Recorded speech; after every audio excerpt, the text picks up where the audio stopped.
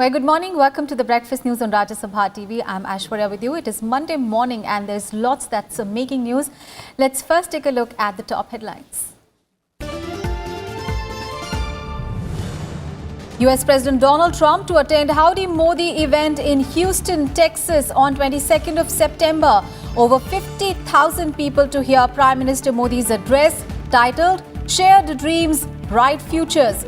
White House says opportunity to emphasize strong ties between India and US.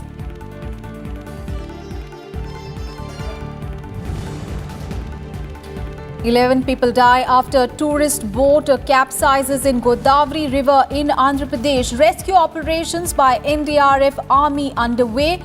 President, Vice President and Prime Minister express grief. Assistance of 10 lakh rupees announced for the victims' families.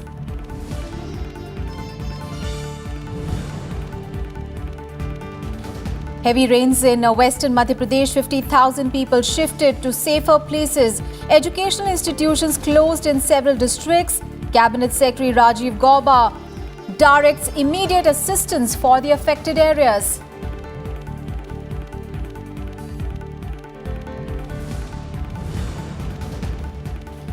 Government to offer 1,000 PhD fellowships to ASEAN students at IITs.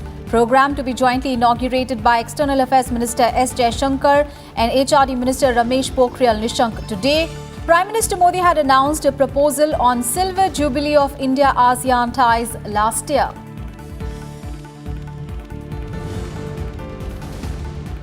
And Pankaj Advani wins the record 22nd World Billiards title with fourth straight victory at the World Billiards Championships. Prime Minister Modi congratulates his feats.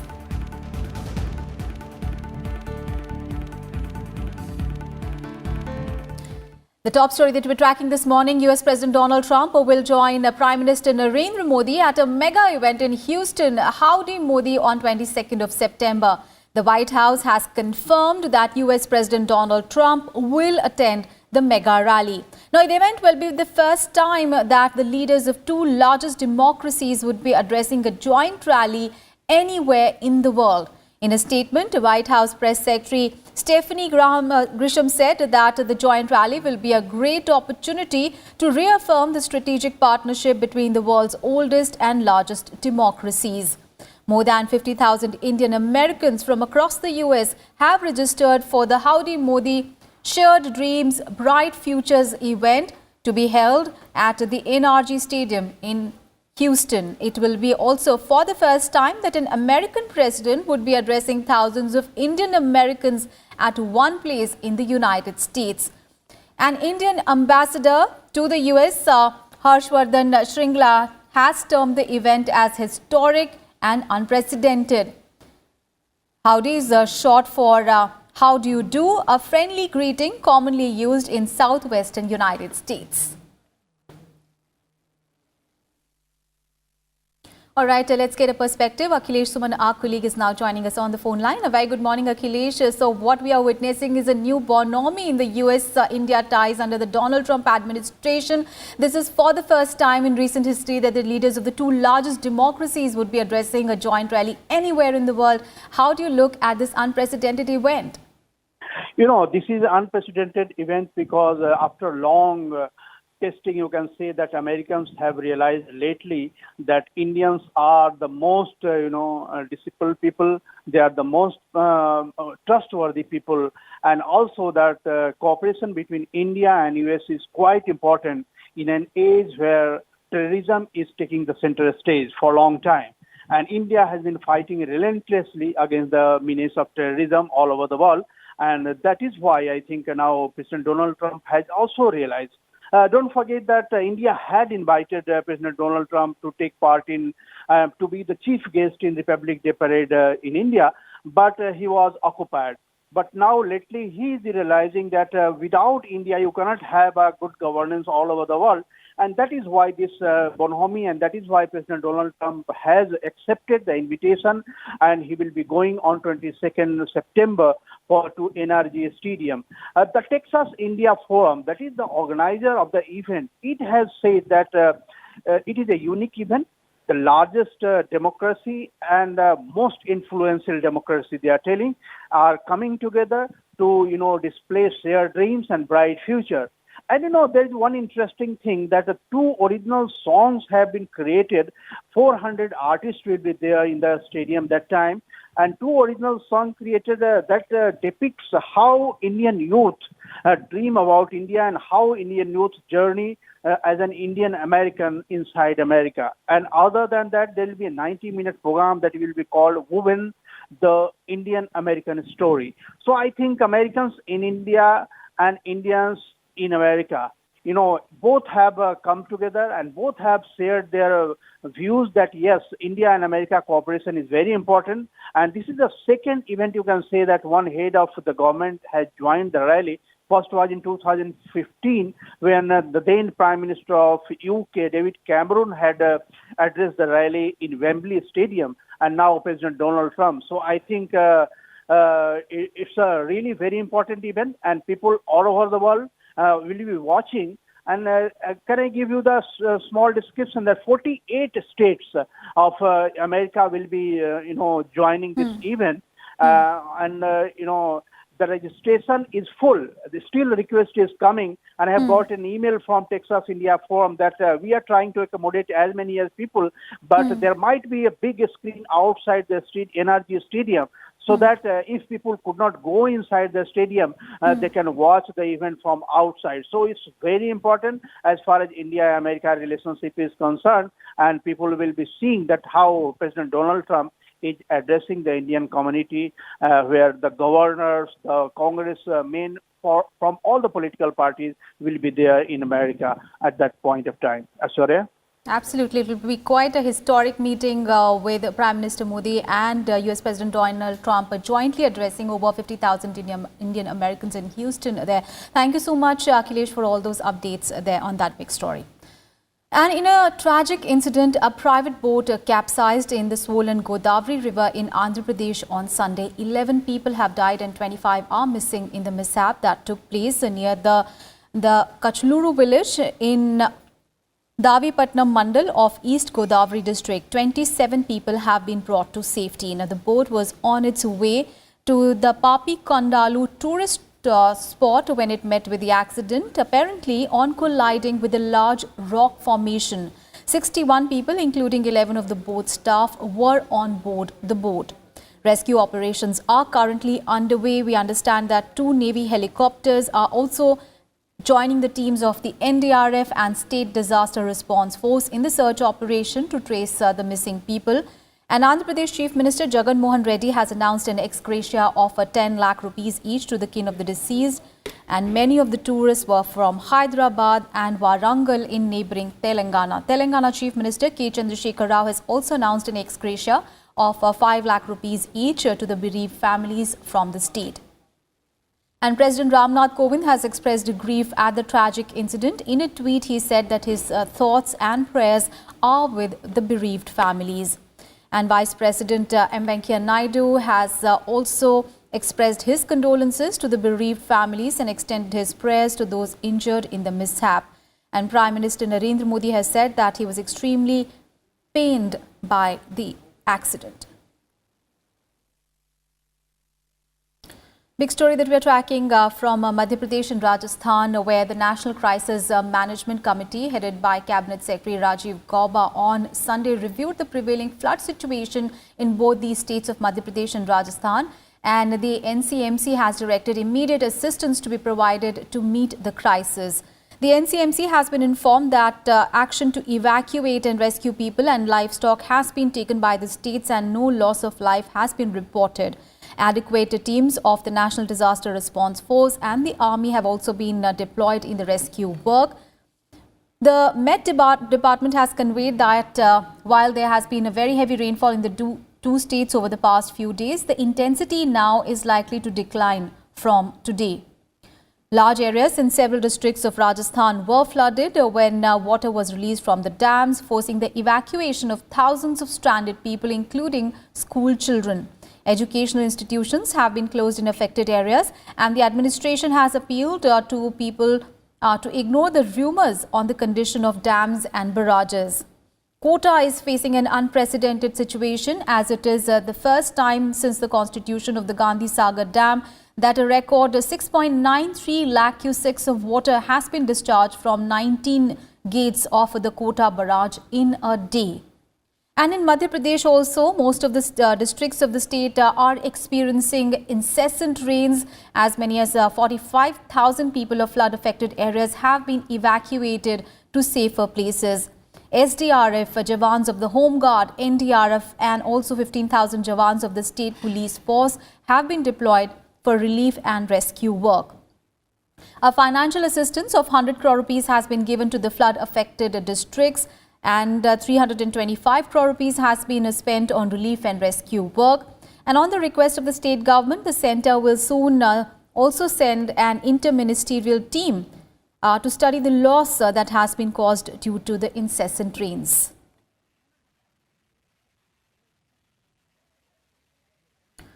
Pakistan has violated ceasefire for more than 2,000 times this year without provocation. The Ministry of External Affairs on Sunday said that 21 Indians have been killed in these ceasefire violations by the Pakistani army. The spokesperson in the Ministry of External Affairs, Ravish Kumar, said that India has highlighted its concern at the unprovoked ceasefire violations by Pakistani forces and the targeting of Indian civilians and border posts. He said that India has repeatedly conveyed to Pakistan to ask its forces to adhere to the 2003 ceasefire understanding. He added that Indian forces exercise maximum restraint and they respond to unprovoked violations and attempts at cross-border terrorist infiltrations. However, Pakistani army continues to violate ceasefire. It resorted to mortar shellings on forward posts and villages along the line of control in Poonch on Sunday night as well. A few army personnel, part of an ambush party, were injured when 2 mortar shells exploded near them during the shelling on Sunday night.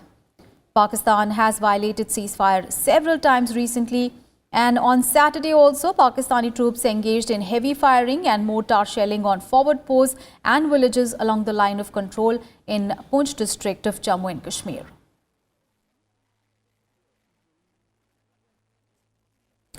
And British MP Bob Blackman has said that Jammu and Kashmir is a sovereign part of India and Pakistan should vacate the Pakistan-occupied Kashmir first.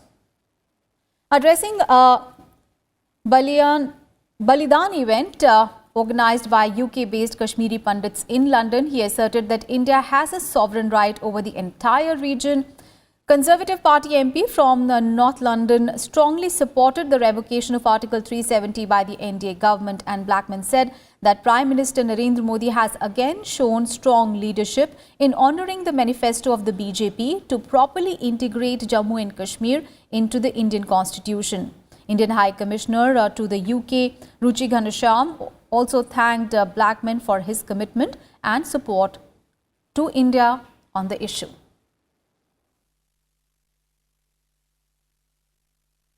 And in Breakfast News, we'll take a very short break. We'll be right back with more news on the other side.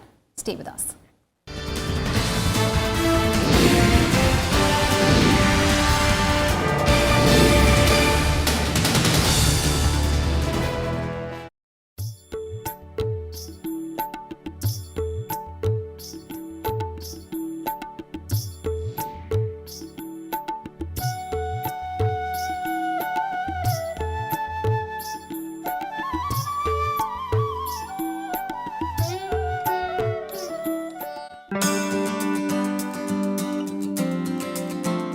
What are some key legislations introduced in Rajya Sabha? Some of the key legislations introduced in Rajya Sabha are the Indecent Representation of Women Bill 1986, the Indian Succession Bill 1991, and the Marriage Laws Bill 1999.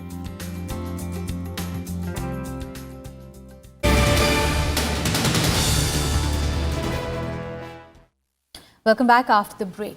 President Nath Kovind will hold talks with his Slovenian counterpart Borut Pahor in the capital today. President will also be present during the delegation-level talks and the signing of agreements between the two countries. President Nath Kovind will lay the wreath at the war memorial there. During his two-day visit, the President will also take part in the India-Slovenia business event and also grace a reception to be hosted by the Indian community. This is the first ever visit by any Indian president to Slovenia after it gained independence in 1931.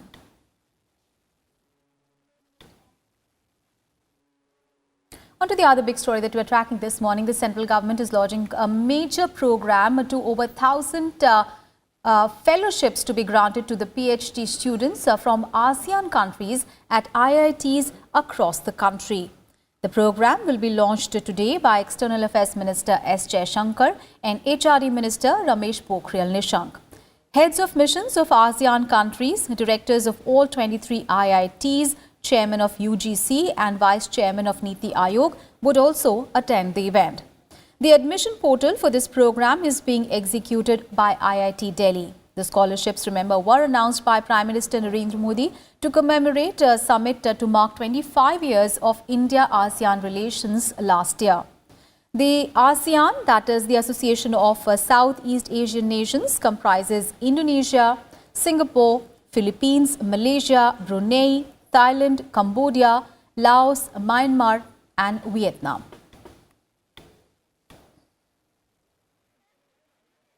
On to some other news now, Jal Shakti Minister Gajendra Singh Shekhawat and Sports Minister Kiran Rijiju on Sunday flagged off the Great Ganga Run 2019 at Jawaharlal Nehru Stadium in the national capital. The event was organized to create awareness about River Ganga. Speaking on the occasion, Shekhawat said that participation of the people in the run corroborates the fact that people are not only aware of the importance of water, but are active to conserve the important resource. He said that support of common people was needed to make Ganga, its basin and its tributaries clean and pure. The minister said that government's efforts alone will not bear fruits. He said that the society as a whole has to connect with it with a sense of collective social responsibility. Ganga को पवित्र बनाए रखने के लिए, यमुना को पवित्र बनाए रखने के लिए, इन सब सहायक नदियों को पवित्र बनाए रखने के लिए, उनके वेग को अक्षुण्ण बनाए रखने के लिए, उनके जो है आवेग को बनाए रखने के लिए जो सब काम करेंगे, मैं मानता हूं कि निश्चित रूप से ये जो नव चेतना का उदय होगा, ये नमामि गंगे मिशन को अपने लक्ष्य को प्राप्त करने के लिए, जो केवल मिशन का नहीं पूरे राष्ट्र का लक्ष्य बनेगा. On to the top international focus now. US President Donald Trump said on Sunday that the US was prepared to respond to the devastating attacks on two oil installations in Saudi Arabia, while Iran rejected US accusations that it was responsible. US President Donald Trump has said that the US is loaded and logged to respond to an attack on Saudi oil infrastructure that Washington has blamed on Iran as Riyadh raced to restart operations at the plants hit by the drone attacks. However, Iran has dismissed US accusations that it was behind the drone attacks on Saudi oil installations, suggesting that the US was seeking a pretext to retaliate against the Islamic Republic. US Secretary of State Mike Pompeo condemned Iran after Saturday's attacks, which knocked out half of Saudi Arabia's oil production. The Houthis, a rebel group in Yemen allied with Iran, claimed responsibility for the attacks, saying that it had sent a fleet of drones towards the Aramco facilities in eastern Saudi Arabia. But Pompeo said that there is no evidence that the attacks came from Yemen. Remember, 10 drones attacked the world's largest oil processing facility operated by Saudi Arabia early on Saturday. The drone attacks in two oil plants triggered a massive blaze that was then brought under control.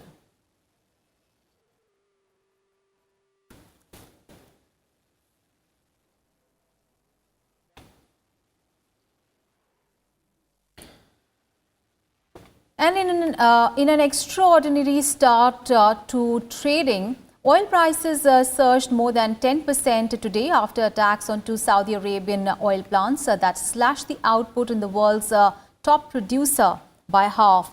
West Texas Intermediate jumped 10.68% to $60.71 US, and the Brent also climbed to 11.77% to 67.31 US dollars in early Asia trading following the blast at the facilities run by Saudi Arabia giant Aramco. This is the biggest intraday advance in dollars terms since they were launched in 1988. Energy producer Saudi Aramco lost about 5.7 million barrels per day of output on Saturday after 10 unmanned drones struck the world's biggest crude processing facility and the kingdom's second biggest oil field there.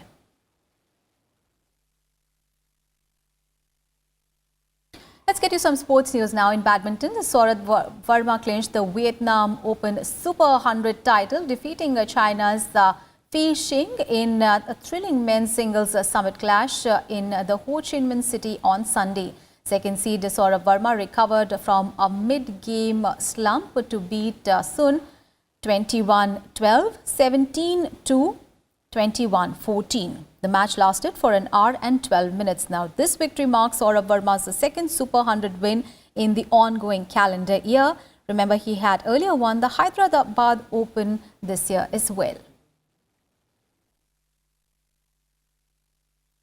And in more sports news, Pankaj Advani on Sunday clinched the record 22nd world title by winning a fourth straight final in the IBSF World Billiard Championships in Myanmar. World number 1, Pankaj Advani defeated Nay Thue of Myanmar. The 34-year-old has brought home a world trophy every year ever since returning from the professional stint in the UK in 2014. In the short format of billiards, now this is Pankaj Advani's 5th title in the last 6 years. And Prime Minister Narendra Modi congratulated Pankaj Advani for winning a 4th straight final at the World Billiards Championship. In a tweet, Prime Minister Modi said that the entire nation is proud of Pankaj Advani's accomplishments. He also offered best wishes for his future endeavours. And with that, we wrap up this edition of Breakfast News. But take a look at the weather across the country as I take your leave. Thanks for watching. Have a great day ahead.